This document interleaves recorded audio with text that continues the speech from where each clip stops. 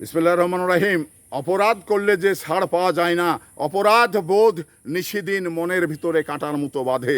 কেউ কখনো অপরাধ করে ভালো থাকতে পারেনি, যদিও বা ধন সম্পদে আরাম আয়েশে দিন কাটিয়েছে, তথাপিও মনের ভিতরে দিবানিশি কাঁটার মতো বেঁধেছেন যে আমি এই অন্যায় করেছি, আমি এই মানুষ খুন করেছি, আমি অন্যের জমি জবরদখল করে নিয়েছি।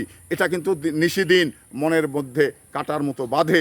তো সেই জায়গা থেকে এই সমস্ত বেনজির আহমেদের মতো পুলিশ কর্মকর্তা এবং এমপি মন্ত্রী যারাই অপরাধ করেছে, অপরাধ কাউকে ছাড়েনি, এক সময় না এক সময় আইনের কাছে তাকে দাঁড়াতেই হয়েছে। তো ঠিক এই বেনজির আহমেদ বাংলাদেশ থেকে যখন পালিয়ে গেল, তখন কিন্তু সে নিশ্চিত হয়েছিল যে আমি দুবাই চলে গেলাম, বাংলাদেশে আমাকে আর কেউ ধরতে পারবে না, আমাকে আর এই অন্যায়ের শাস্তি হবে না, এটা মনে করেছিল। তো এটা মনে করার কোনো কারণ নেই।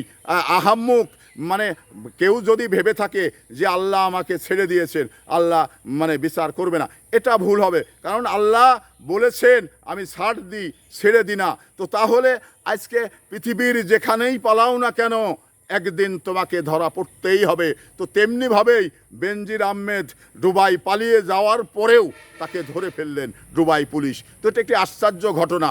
তো মানুষ অপরাধ করে পালিয়ে যান সে বাঁচার জন্যে, তো সেখানেই গিয়ে যদি আবারও ধরা পড়ে যান, তাহলে কোথায় পালাবেন? পালানোর রাস্তা এই পৃথিবীতে কোথাও নেই, বন্ধ হয়ে গেছে।